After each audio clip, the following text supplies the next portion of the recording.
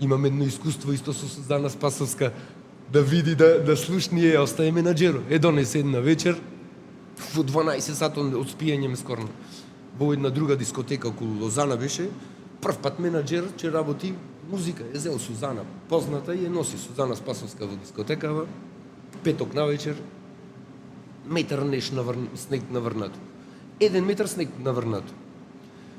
И ова донесол, иди, зел хармоникаш еден, што не може да ја прати. Не ги знае песните незини, тогаш се учи. И ајде пробав биро, не се разбира ништо, газдава, вика нема шанси кај ќе ги пуштам. И вика на Сузана не ти пуштам. Менаџерот кој видел дека нема да ја пушти да пеи, нема ништо, колата под него си заминува и ја останува Сузана в дискотека, газдава не ќе да ја пушти да пеи, не знае кај е хотело, не знае кај да се врати, останата сама. Во 12 сато звони телефонот, се јавува, вика вака и вака. Аман заман. Колата под мене 60-70 километри и одам таму, што е работава Суза. Вика вака и вака, ми избега менаџерот, ме остане, немам хотел, не знам кај да одам. Овој не ме пушта да пем. Сега јас со тие газди веќе сум работел со години, сум носел пејачи. И му викам на газдата дојди ваму. Дали знаеш што е? А во тоа време, значи, правиме муабет ова уште 97-98 година.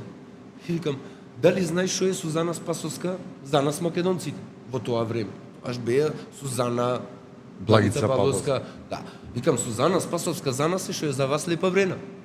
Број 1 е во Македонија. Така да се понашаш нема шанси, значи мора да биде на настап.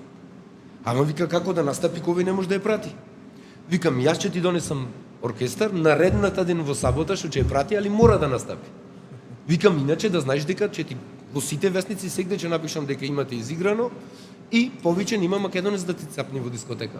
Наредната ден Сузана Спасовска гостува, али пошто има договорен настап, гостуваше Тифа, поранешниот пејач со оркестарот Тифа, поранешниот пејач од Бело дугме и пола Сузана Спасовска, пола Тифа. Меѓутоа го испеа и се врати. Иден денеска со Сузана се видовме сега брзо, пред 2 години имаше музика, ова, како се викаше сега што го организирува во Македонија, заедно за Македонија? Да, проектот, не знам, Проектот. патриотски песни. Бојана Скендеровски. Да, Скендеровски што го правеше сега. Да, Скендеровски продукција. Беа сите, беше и Сузана таму.